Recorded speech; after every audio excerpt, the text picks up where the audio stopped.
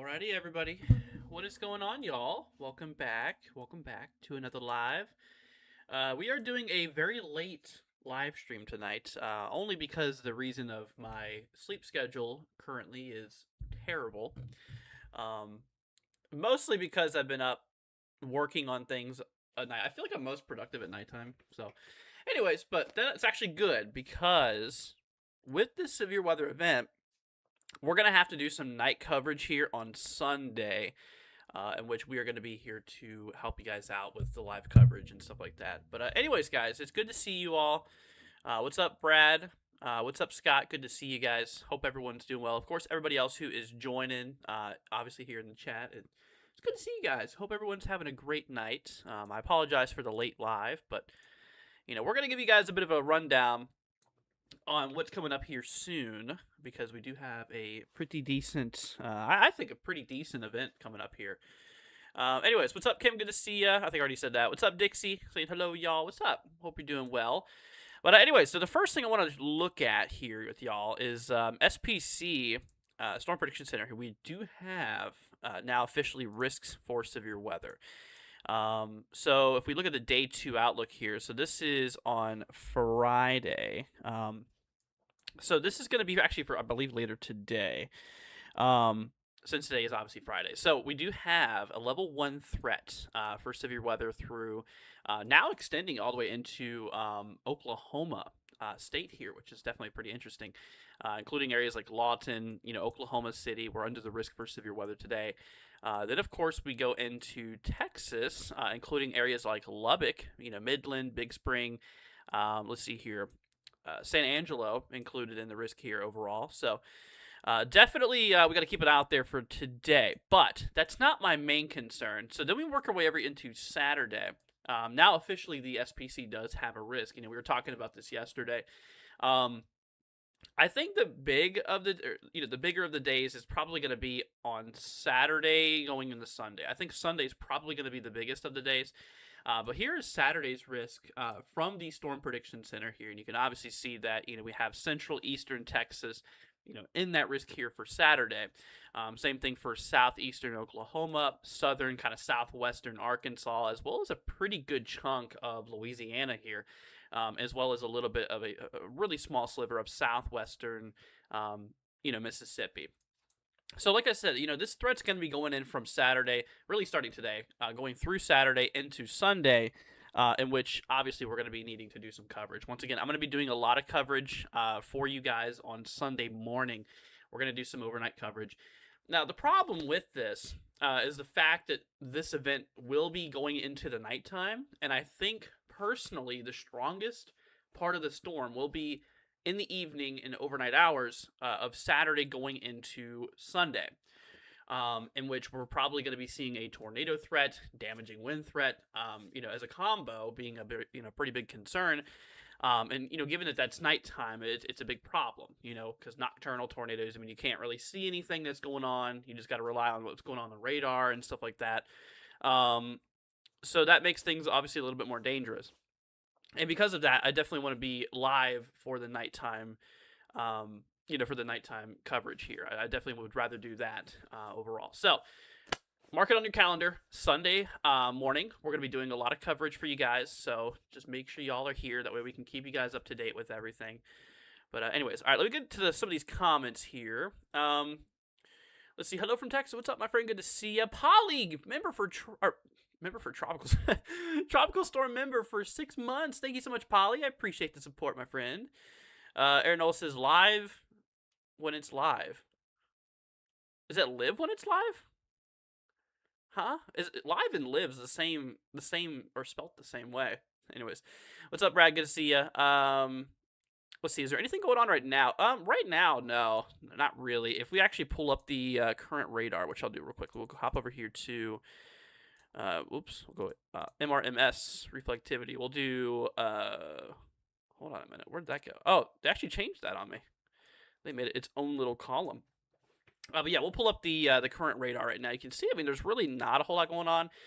We do got a little bit of rain and snow showers, for portions of Arizona going into Colorado right now. But that is the beginning of the event. Is we are having a little bit of a subtropical jet kind of pushing its way through the southwestern U.S. right now, and that is all going to be working its way eastward. Matter of fact, if I do pull up the satellite imagery, which I can switch over to this scan here, and if I do play this down in motion, you can see this jet right here. So this is bringing in a lot of moisture, into the region, and this is going to be what's responsible for getting that other system to flare up here for, like I said, Friday going into Saturday and Sunday. So yeah, but right now, yeah, you can see that there is the moisture working its way in here, but back on the current radar, there's not a whole lot that's really going on right now. Can we get a slight risk? Honestly, I really think that we will be seeing a slight risk at least. For especially Sunday. I think especially going Saturday, going into Sunday, I think there's a really good shot of it. So here's what we're going to do, y'all. I'm going to go ahead and just remove everything on this map. We're going to take a look at the future radar. Okay, we're going to take a look at the RRFS model. We're going to pull up the composite reflectivity here. So this is going to be showing us, what the radar is, could look like. It's not going to be a one-to-one. It's never perfect, but it'll give you an idea of what we really could see here. So we work our way down in time. You guys can barely see the time. It's in the bottom left. You see where my mouse is? So it's right here. You see 2 p.m. Eastern. It shows the date. So this is February 13th, okay? So you can obviously see here that that's the time if you want to follow along. So we work our way down in time here, obviously later on into this evening, and you can actually see, according to the RRFS model, that we do get ourselves possibly quite a few cells popping off here. Good thunderstorm activity, could be developing at this point. I think we have our soundings back, which, the last 2 streams we're not able to have them.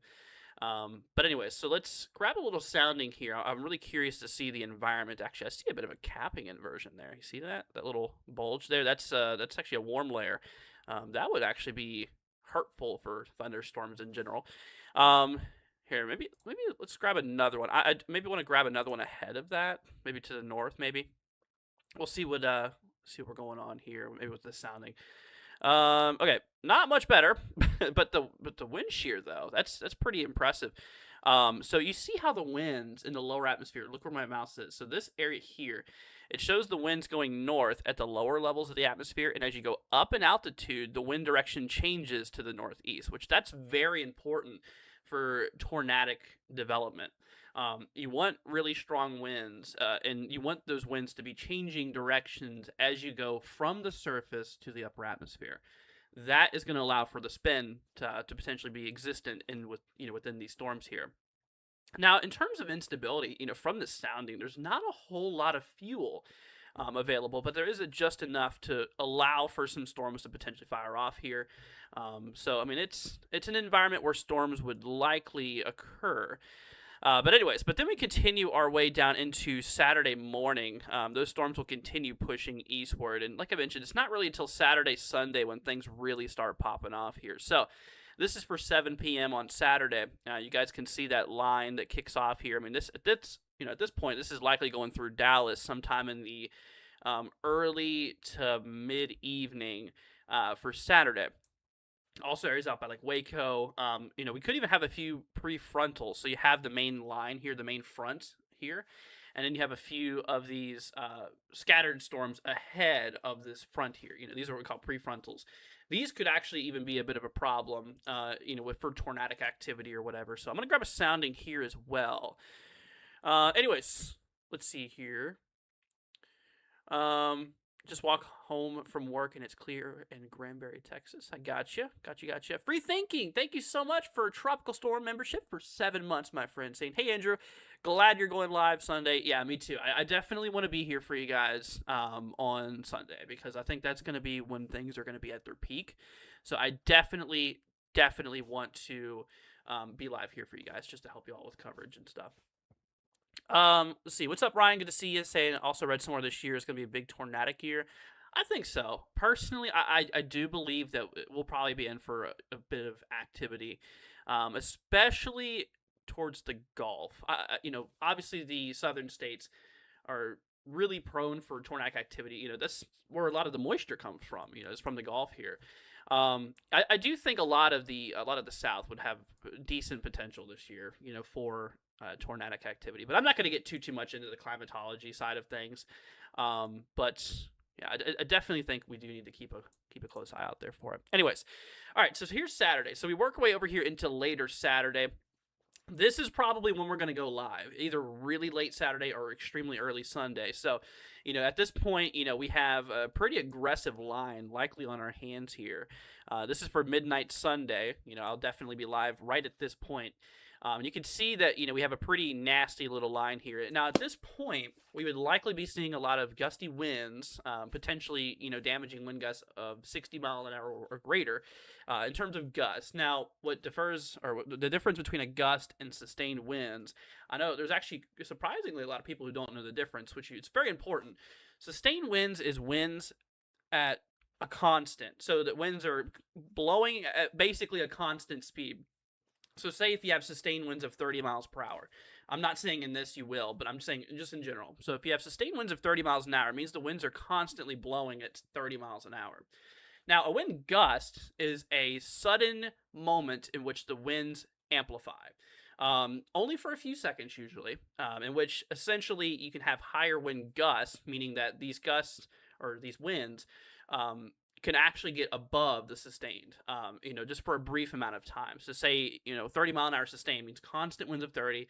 Say gusting to 45 means that there could be some moments for a few seconds in which the winds could ramp up to 45 and then die back down to their sustained 30. Hopefully that makes sense. I'm not the best teacher, of course, but that's really the best way I can describe it. So definitely could have some gusts, meaning peak winds, could be getting up to 60 mile per hour winds or greater.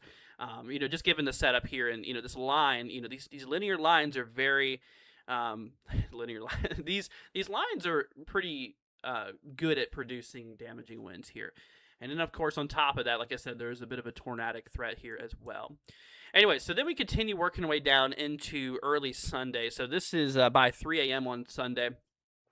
The RRFS model obviously still shows a really aggressive-looking line rolling through Louisiana here, portions of Mississippi starting to likely get it at this point. And, this will continue into, well into the morning hours of Sunday, as this front does continue to push its way over here to the east. So I'm going to go ahead and play this all in a loop so you guys can kind of see everything. So once again, starting later today, mostly later this evening, we'll be seeing some storms fire off in Texas, going through Saturday for portions of Oklahoma and Texas. And then, of course, we work our way into Sunday for portions like Louisiana, Arkansas, Mississippi, and the system slowly works its way over here to the east. Okay? All right, so that's that. I do want to actually overlay the instability. So this is the potential fuel in the environment here. So let's bring up our mix layer cape here. This is our storm fuel. I'm going to go ahead and hide the reflectivity for now. So you can obviously see that, the areas that are highlighted here tells us that the environment is unstable, meaning that, at any moment storms could fire off given the conditions are right. We do have, fuel for these storms here available, tons of moisture being the fuel, as well as, the instability, really coming into play here for Friday. That's when everything's going to start, which is today. And then, of course, we go our way over here into Saturday. You can see we do a little bit more instability available, across Texas, across portions of Oklahoma here. So this is where we could have storm potential. Then, of course, we work our way over here into later Saturday, going into Sunday. And you can see that instability does build into, like, Louisiana.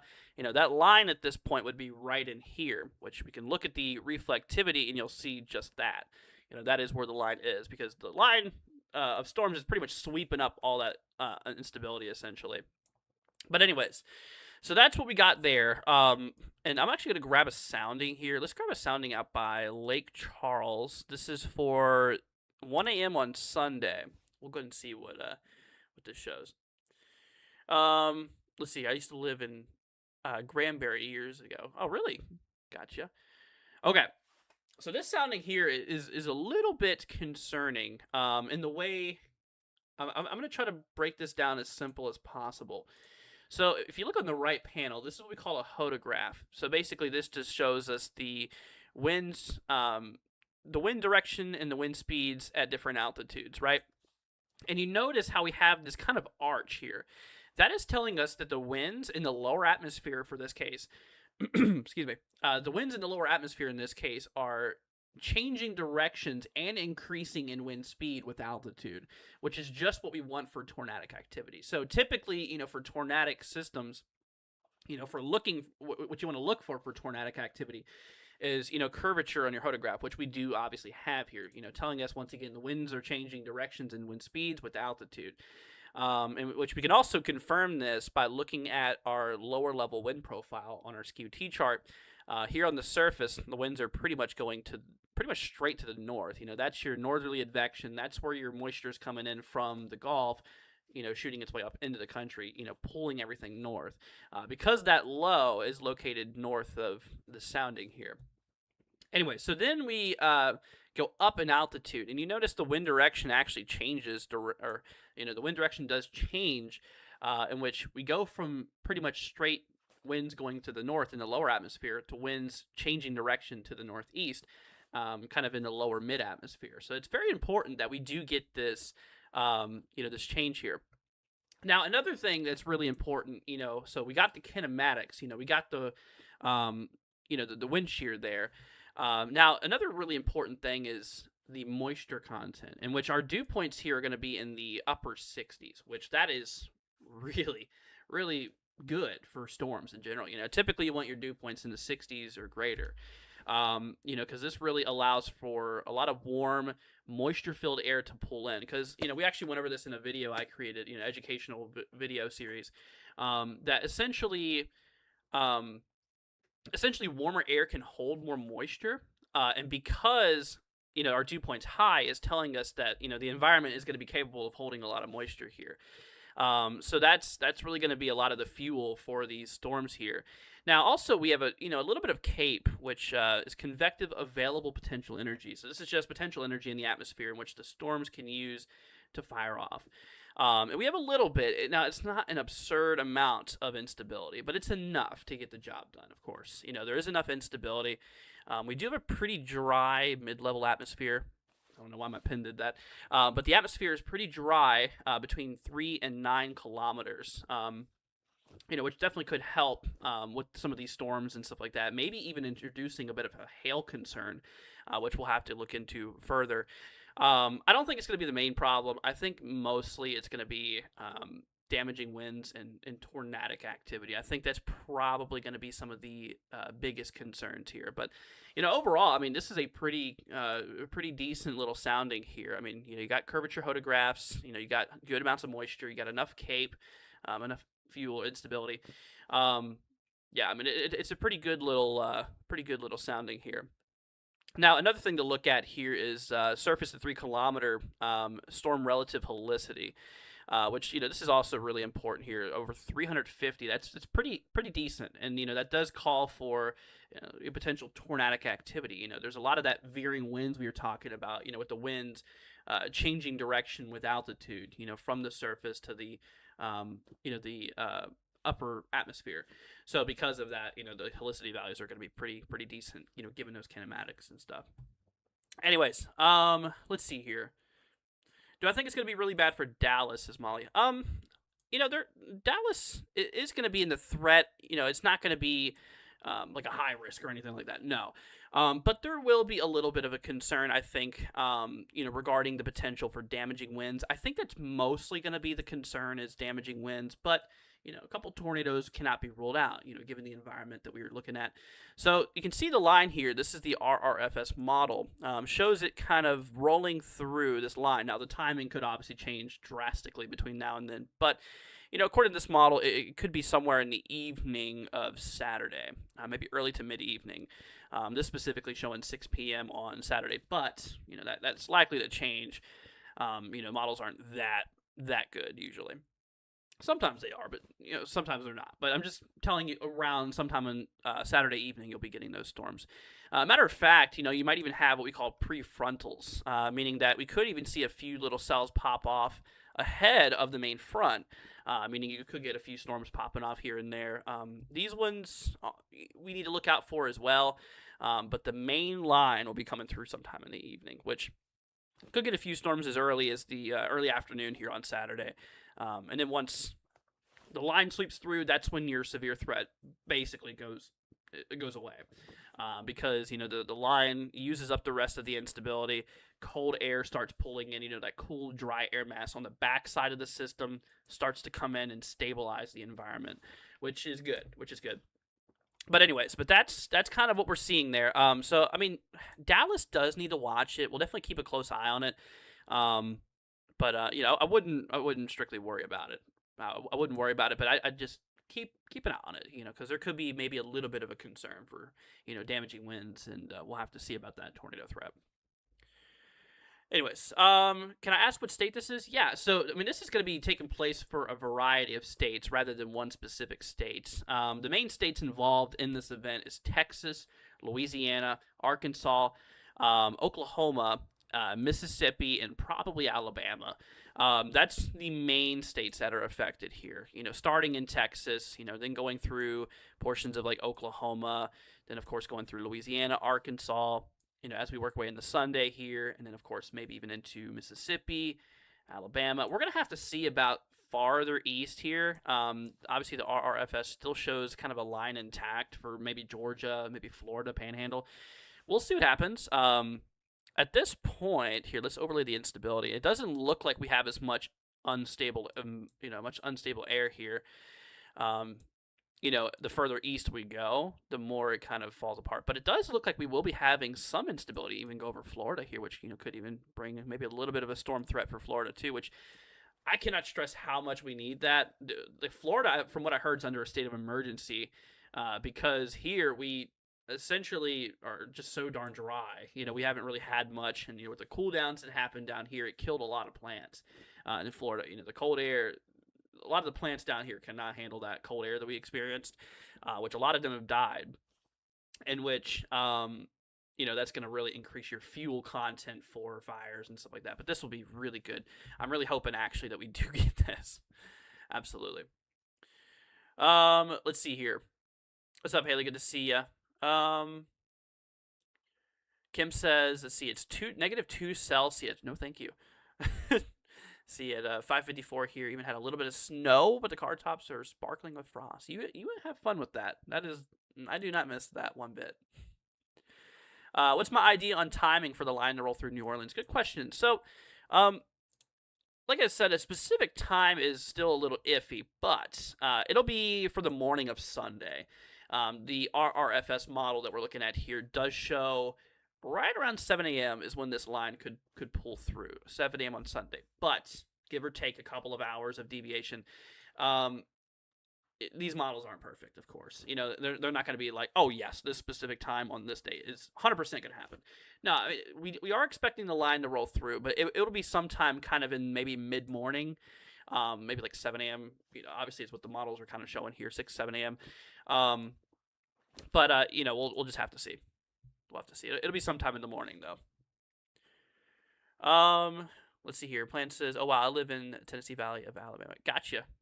Yeah, Alabama, could be in the risk for maybe a little bit of storm activity here. We'll have to see. More specifically, a lot of the southern sides of the state would probably have a greater concern because there's more available instability.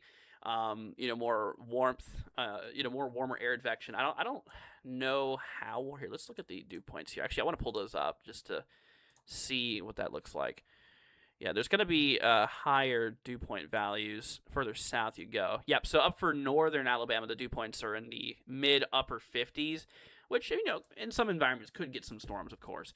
But where you really, really have it is down here in southern Alabama. We can see those dew points here actually in the lower 60s, which that's prime, for storm activity. Absolutely.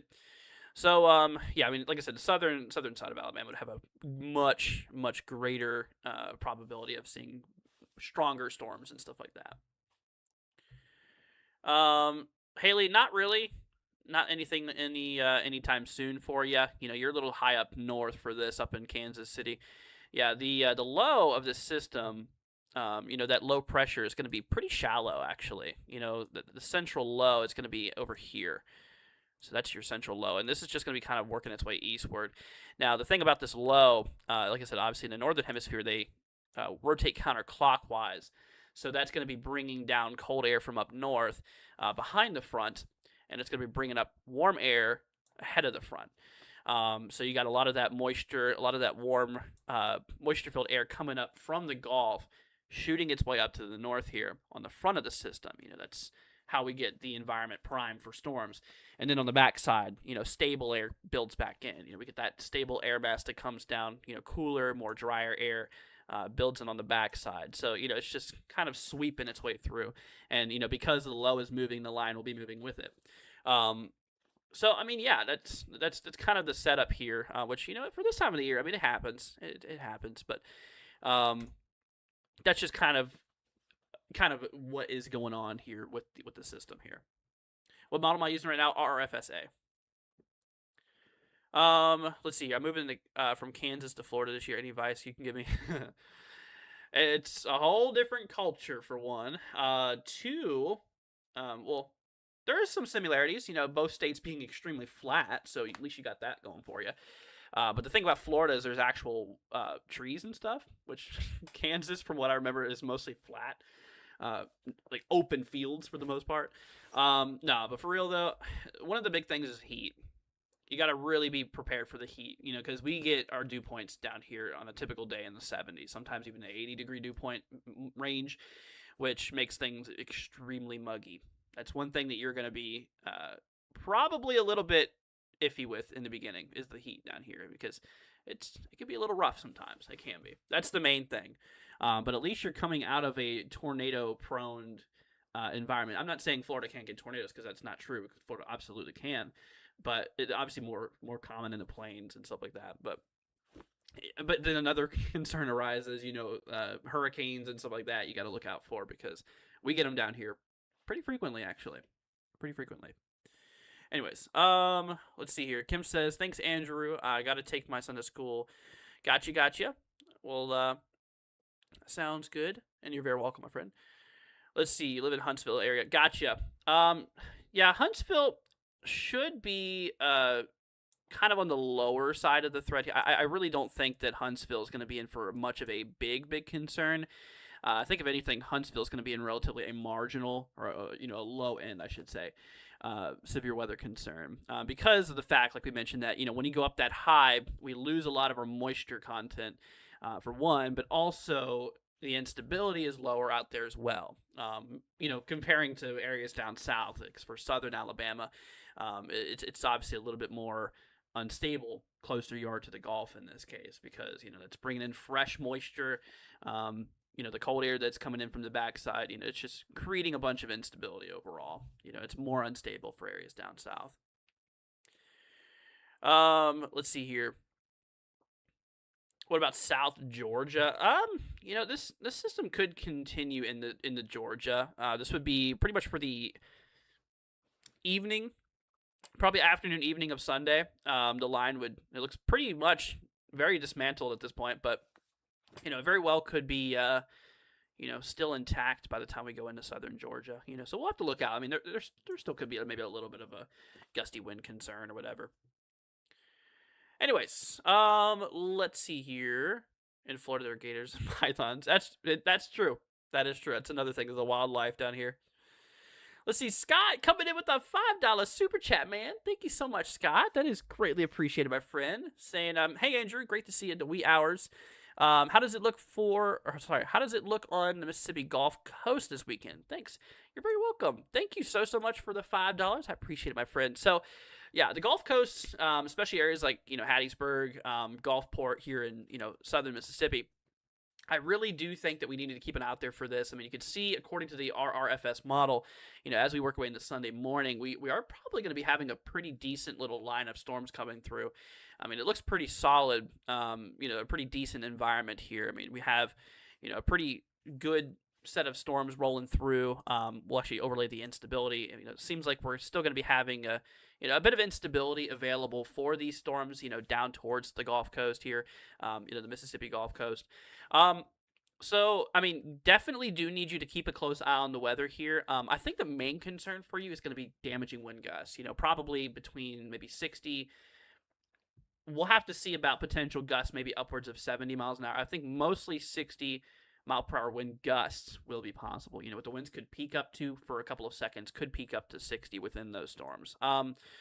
So we'll have to see. I mean, definitely do need you to keep it out there for this on Sunday morning. I'm gonna grab a sounding for you, just so I can kind of do a little bit of an environmental breakdown here, of what you could actually see here. So once again, this is the RRFS model here. Now, given this particular sounding, once again, there's not a whole lot of instability. I mean, there's enough fuel to get storms going, but enough to allow for this to happen. But it's not an absurd amount. But for this time of the year, I mean, what can you expect? I mean, this is typical for typical setup. But don't let that fool you, because I mean, there still definitely could be some pretty strong storm activity, in this environment here. Which, yeah, I mean, dew points are going to be in the 60s, which is good. Supplying a lot of good moisture here. Enough instability, like we mentioned here. Also, the kinematics, the wind shear. It seems mostly linear in this particular sounding. I mean, there is a little bit of a slight veering profile, meaning that the winds are slightly changing direction with altitude, which I wouldn't rule out weak tornadic activity, in the environment here.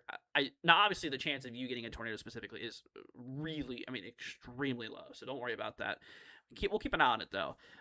But that all comes down to if you get in a tornado warning or whatever. When the time comes, obviously keep an eye on it. But the environment for tornadic activity, it's there, but it's not high. I think your main concern would probably be damaging winds. I think that would be pretty much kind of the main concern here. I really think that's overall what the main concern is going to be with the system is damaging winds, following that tornado threat, and maybe even some hail in some spots, which we'll have to see. But anyways, hopefully that helps. Once again, thank you so much for the $5, man. That really helps me out a ton. Thank you, Scott. And if there's anything else I can do for you, please do not hesitate to ask. I'm going to go ahead and leave a like on your comment here. Appreciate it. Thank you so much, dude. All right, let's see. Yeah, Samuel, you're in the line of fire here in Mississippi. Just like we were talking about, here for Scott. We do need to keep it out there for Mississippi as well. For pretty much Sunday morning, I think there will be a bit of a concern. Let's see. I'm moving to Panama, just south of Cottondale. Just the other day, tornadoes come down between Fountain, Alfred, and Cottondale. It's like just like at home. Yeah, absolutely. Let's see here. Scott says, thank you for the breakdown. Of course, man. Yeah, of course. No problem. And once again, thank you for the support. It helps me out a ton. I really, really appreciate it. Helps keep us rolling. So I really appreciate it, my friend. And by the way, guys, this would be a good time to ask, if you're not subscribed, consider subscribing. That way we can keep you guys up to date with the weather and everything like that. And maybe leave a like as well. It'd be much appreciated. All right, let's see here. Free Thinking says, what about zip code? What about our winds here also? Let me pull it up here. Let's hop over to the program here. You can see here's current satellite. Once again, everybody, here's the moisture coming in. You can already see on the current satellite view our subtropical jet stream flowing in the southwestern U.S. You can see going over like Arizona right now. We actually looked at the radar here. There's a little bit of showers going on in some of these regions here right now. Anyways, but yeah, I got you free thinking. Let me pull up your area real quickly, which, oh yeah, you're up by Macon. So by the time we approach Georgia, this is for my Georgia folks, really, I think a lot of the instability will be mostly used up. A lot of it would be mostly faded out to be anything super significant. However, some of the models do suggest that the line could still be intact, in which, we still could maybe see a little bit of storm activity, perhaps maybe some gusty storms. If anything, I think it's probably going to be a pretty low severe weather threat here for Sunday. This would be between the afternoon and the evening of Sunday for you. Now, in terms of the damaging winds, I mean, there still could be a couple isolated storms, perhaps producing some gusty winds. Maybe 50, 60 mile per hour wind gusts couldn't be ruled out. I'm going to grab a sounding here, but just as I kind of expect, there's not a whole lot of instability available. The moisture content doesn't look too bad. I mean, it looks like we have a little bit of a veering wind shear column as well because of that low, really organizing these winds to change direction with altitude. Um, I mean, it's an environment where storms could exist, yes, but not really much of anything, super significant here. Um, yeah, I mean, honestly, I think it's going to be a pretty low end concern. But there could be definitely some gusty winds. As a matter of fact, speaking of winds here, let's remove everything here. I do want to pull up our wind gusts. Now, these do not account for the damaging winds within these storms. I want to go and let you all know about that. So we're going to pull up the surface. We'll do our accumulated max wind gust here. So this just shows us, the peak winds for a given area over a time series, okay? So we work our way down in time. You can see as the system rolls through, it allows for a pretty windy environment here. I mean, some areas across like Texas, we could be seeing 30, 40, 50, maybe upwards of 60-mile-per-hour wind gusts here. In some of the, in some of these areas here for Texas, possibly areas like Oklahoma, Louisiana, Mississippi. So, I mean, yeah, it's going to be pretty darn windy here. And of course, as we go through like Georgia, the winds aren't as strong potentially, but still we could see maybe a little bit of gusty winds out of this event here. Anyways, all right, let's see here. Let's see. I think what was weekend severe thunderstorm Louisiana at Vicksburg, Mississippi. I have no idea what you're saying, Samuel. What was weekend severe? I have no idea, man. But anyways, here, let's actually compare this with the HRRR, guys. I do want to pull up the HER model. We're going to take a look at the HRRR, kind of see where we stand here. Just so we can see, like I said, it's obviously great to compare models rather than strictly rely on a singular model. So that's why we're going to look at the, why am I going MRMS? That's not what I want to do. So we're going to pull up this instead. Precipitation on HRRR. Wait, why is max reflected? Did they remove precip type? Huh. That's interesting. Or maybe they moved it to winter tab. Anyway, so here's the HRRR. It doesn't go out as far as the RRFS model, but you can actually see, I mean, where that line does develop here for Saturday afternoon, early Saturday evening here. This is as far as the HRRR goes. The RRFS model, like I mentioned, it pushes a little bit further. I think that goes out to 84 hours. The RRFS, and this one goes out to 48 for the 2 days. So, anyways, but yeah, the HRRR here, obviously kind of agrees with what the RRFS model does here. I'll even pull up the other model, the RRFS on the right-hand panel, so we can kind of compare both at the same time. What soda am I drinking? Coke. The best soda to exist. That's a hot take. I know a lot of people are going to disagree with me on that, but it's the one I always go back to, Anyways, yeah, but let me pull up the RRFS-A model. So that's on the, oh shoot, I think I changed it. Oh no, we're good. Okay, so RRFS is on the right panel. So we're going to have that, and then the HRRR will be on the left panel here. Sorry, I just got to set this up real quickly. Anyways, all right, so this is what we're talking about. So I'm going to hop back to the 0 UTC run. So we work our way down in time. So yeah, I mean, you can see they're pretty much on point here. What we could see, the HRRR on the left, and then the RRFS on the right. I mean, they look pretty darn similar here. Showing that line kind of going through the Dallas Waco area for the evening of Saturday. Both models do essentially agree on that. With some prefrontals available. Yeah, I mean, honestly, they look pretty darn similar. They look pretty good. So that's only more confidence. Only more confidence that, this will pop off the way that we think it will. So that's good. It's always good to see models agree together. Let's see here. What website is that? This is called Aguacero, which you guys, actually, it's a sponsor we have. You guys can check in the bottom right of the screen. This is aguacero.com or aguacerowx.com. If you use code NWW20, you get 20% off your first month. So that is the website we're using. Very powerful. By far my favorite. I'm not just saying that because they're a sponsor. This is legitimately the only software I use for models at this point for the most part. It's really rare to see me use another product other than this. But I highly recommend checking them out for sure. Free thank you. And thank you for the 5. I appreciate it. Saying thank you, Andrew. You are very welcome. Thank you as well. I really, really appreciate it. Greatly appreciate it, my friend. But anyway, so yeah. I mean, I tell you what, man, models, they look pretty good. They do, they definitely are in sync here for the most part. In which, we'll definitely keep you guys, in the loop here with everything. And once again, we'll definitely go live for you guys here on Sunday. I definitely want to be here to help you guys out, to keep you guys safe. That's obviously the main thing, is just to make sure you guys are staying safe out there and everything like that. So here's what we're gonna do now. I'm gonna go ahead and pull up our winds, our wind shear. We're going to pull up our lower level winds, which is important for tornadic activity. I'm going to look more into the tornadic stuff now. So let's pull up our, here, let's see, I have it somewhere. We'll pull up our workflows. We'll do upper air. Here we go. So this is our lower level winds at 850 millibars. I know you guys are probably like, what? What is that? Basically, our wind's about 4,000 feet up.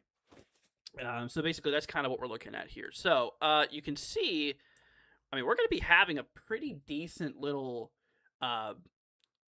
little lower level jet going on here. So we have some pretty strong, pretty strong winds. Like I said, about 4,000 feet up or so, coming from the south, going to the north. And as we go up in altitude, the wind direction is actually expected to change a little bit more to the northeast. So because you have the winds flowing at different wind directions with a little bit of altitude difference, that's going to really kind of give you a potential rotating environment here where, some storms that fire off could, perhaps go tornadic here. So once again, I mean, that is another concern, is tornadoes. Main concern, damaging winds following that tornado threat that we have here. But, overall, I mean, the lower level winds look pretty darn good here. Now, I do want to actually pull up the, also our 500 millibar winds. So this is winds about 20,000 feet up or so. So we'll do that real quickly, actually. I'm going to go ahead and turn off the fill here. And here's what we're going to do. So I'm going to change the lower level winds. We're going to make those yellow. Okay, so that's our little wind barbs here. You can see are yellow. And then, of course, we'll do our mid-level winds, which, like I said, is very important. It tells us a lot. So we'll go to, let's see, where's 500 millibar winds? It's probably right in front of me, and oh, here it is. Okay. All right, so we'll go ahead and pull up our barbs for that, in which those barbs are going to be in red. There you go. Why are they smaller? Hold on a minute. I need to increase the barb size, maybe the width as well. But yeah, I mean, you could actually see the difference in the wind direction, and that's exactly what we were telling you guys about. So our lower level winds, you can see, are kind of flowing like this, right? So kind of going to the northeast for the most part. By the way, this is for 1 a.m. on Sunday. This is when we'll be doing our coverage and stuff. And then, of course, our upper level winds are actually a little bit more to the northeast here. So because of that change in wind direction, and actually the winds are not only changing in direction, but increasing in wind speed with altitude, this is going to give us an environment in which we could see some rotation, in which, when storms fire, this could allow for some tornadic activity to develop here. So, the differences in the wind shear there definitely is really important. Actually, speaking of this, I do want to pull up the storm relative helicity as well. Here, let's go back to models. We'll do precipitation here. Or sorry, not precipitation. What am I talking about? Upper air should be under. Where is relative helicity? Or maybe a wind shear. Yeah, there we go. It should be. All right, here you go. Here's storm relative helicity. I do want to bring up the RRFS model again, so we can see where that model stands here. All right, here we go. So, with this line coming through, you can see that our helicity does increase quite a bit, good 300-400. I mean, that's pretty solid. And, that's really going to be giving us a potential tornadic environment, I believe, given our wind shear and stuff like that, and, enough instability, a great amount of moisture, of course.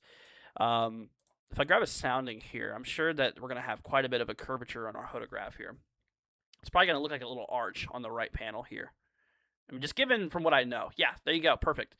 You can see that arch. So that's your curvature in your photograph, telling us, once again, that the winds are changing directions with altitude as we go up. So, I mean, literally over a 3-kilometer difference. at the surface, winds are going directly to the north for the most part. And then at 3 kilometers, the winds are going like northeast. So, I mean, you can see right there, just how aggressive those winds are changing directions there, which is definitely really important for tornadic activity. Samuel says tornado threat on the weekend. Yes. So the main tornado threat is going to be taking place, I believe, between Saturday and Sunday. Although I do want to pull up the SPC's risk they have for today. I don't know if they have a tornado risk. I think there couldn't be a couple ruled out today. Here, let's look at today. Let's see. Here's day 2, which actually, no, they actually already updated this. Or did they? They updated day 2, but they didn't update day 3 or day 1.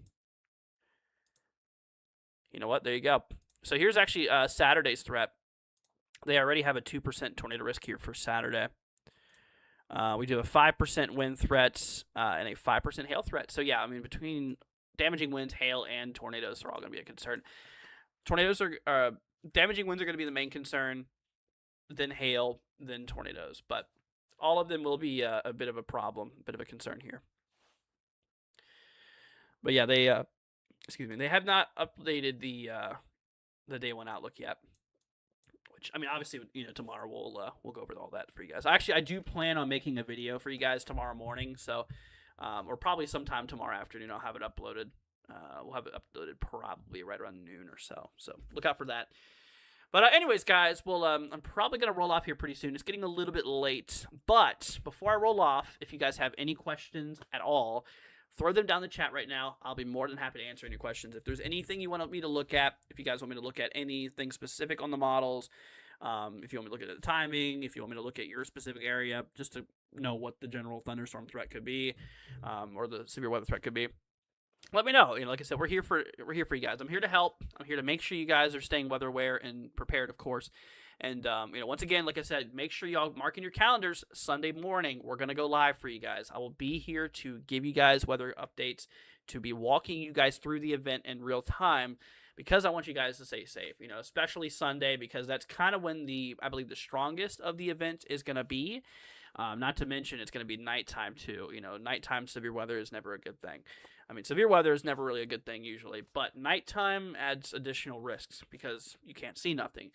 Also, the storm mode, being along a line of storms, there could be some embedded tornadoes within the line itself, which can rain wrap these tornadoes. These curtains of rain hide the tornado, even in broad daylight. But, between rain wrap tornado potential and nighttime visibility, you're not going to be able to see anything unless you have radar, which will be here live with the radar so we can talk about everything going on.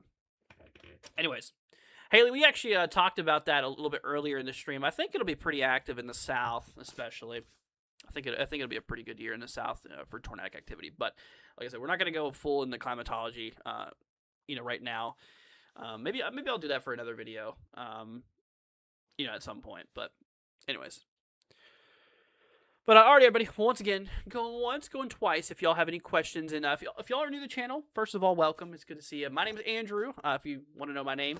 And if you guys could maybe consider subscribing, I'll be more than happy to help you guys out through any severe weather event. Like I said, we cover the main 48 states.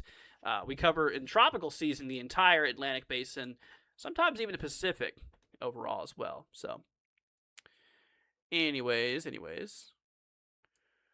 But anyways, you guys, well, once again, thank you all so much for joining. But yeah, we'll be back here. Once again, I'll have a video out for you guys tomorrow afternoon. And of course, we'll have we'll do another live stream tomorrow night as well for you guys. Alrighty, everybody. Thank you all so much for joining. Before I roll off here, actually, I do want to go ahead and pull up our donators here for today, the list here, so I can just give you guys once again another thank you for the kind love and support and all, which I really do appreciate you guys. Once again, thank you all so much. So a big shout out goes to Polly for the 6 months on the Tropical Storm team. Thank you so much, Polly. Free Thinking, thank you for 7 months of Tropical Storm team. Also, Scott, thank you for the $5 earlier, and Free Thinking, thank you once again for the 5 as well. You guys rock. I really appreciate you guys. It directly helps us out a ton, so thank you guys for the people who have donated. Let's see here. Uncleared says, is there any chance of winter or severe weather happening in eastern Ohio and western Pennsylvania. So severe weather, no. We're not expecting the storms to go up that high. This is going to be a pretty shallow event for storms. They're going to remain pretty far to the south, mostly for the Gulf states. But you did say, what about snow? So let's quickly bring up the GFS model here. We'll pull up the precipitation. We'll do winter here. Here we go. So we'll pull up this, and we'll pull up the precip type reflectivity. So with that being said, so specifically for eastern Ohio, western Pennsylvania, I don't really see any clear indications of a big storm. There might be some snow up for the Great Lakes on Wednesday. I've actually seen this in the models for a day or so at this point. So I mean, it's pretty consistent. Anything further than that, yeah, it's too far out to tell. I don't think we're going to have any snow or anything like that come anytime soon. I'll even compare it with the Euro. It's good to compare models. So with this storm, there could be some snow, maybe a little bit of snow from Euro over by the Mid-Atlantic, but doesn't really show a whole lot for you. So yeah, I really don't see any snow or definitely no severe weather coming up. What's up, Max? Good to see you. Any update on Sunday weather? Yeah, we actually just went through the entire the whole setup here, but I'll go through some of it real quickly. I'll brief you, or I'll give you an update on what we were looking at here. So let's pull up the RRFS model again. We'll hop over here to the let's see here, precipitation. We'll do composite reflectivity, and we'll hop back to the 0 UTC run. So for Sunday, that's what I was saying. I think it's gonna be the biggest concern, or the biggest day of concern. That's what we're going to be covering. For Sunday morning, we're going to be here for you guys. So at that point for Sunday, we have a line of storms that rolls through, for Texas, Arkansas, Louisiana, going through Mississippi, and then it starts to fade out, but it's still present over Alabama, Georgia, maybe even Florida, which we'll have to see. But, you can see everything starts today, actually. Later on this evening, a couple scattered storms popping up, perhaps some severe ones. And of course, we go into Saturday when we start to really develop that line there, going through Texas, Dallas area, Waco, probably sometime around the evening of Saturday, and maybe even some prefrontal, some storm firing off ahead of the main front here, the main line.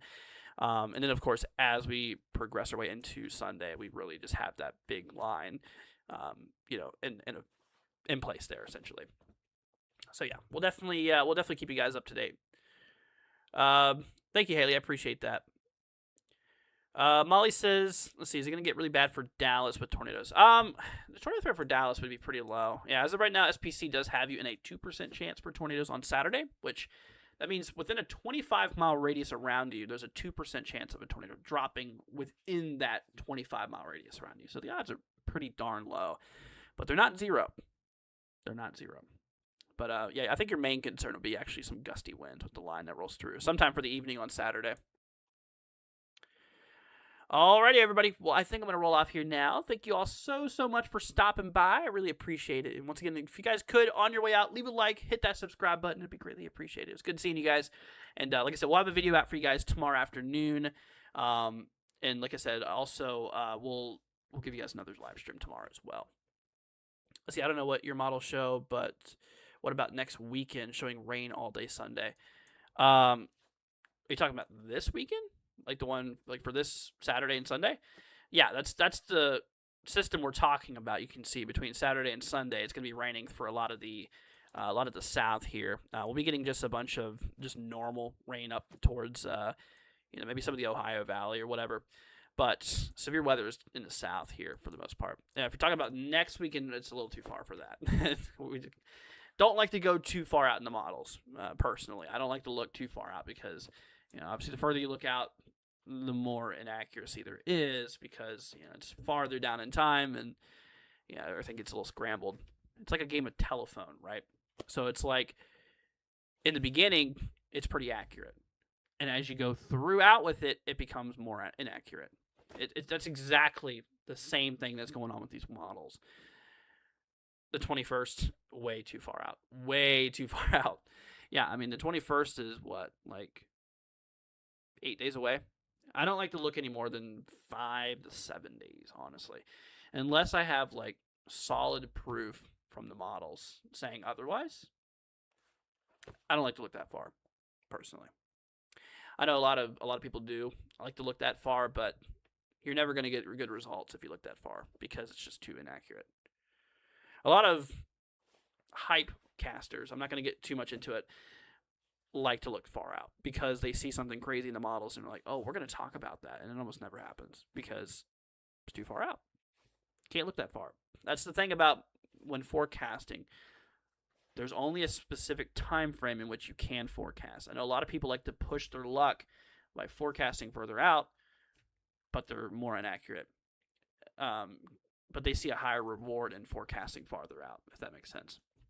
Not me. That's not how I do things here. I do things within the week. Not anything further, usually.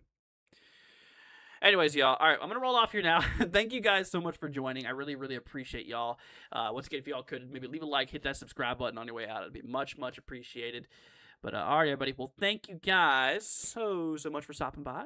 You guys have a great night, and we'll see you guys here tomorrow. All right, everybody. Thanks for joining. See you guys in the next one. Peace out, my friends. See ya later on.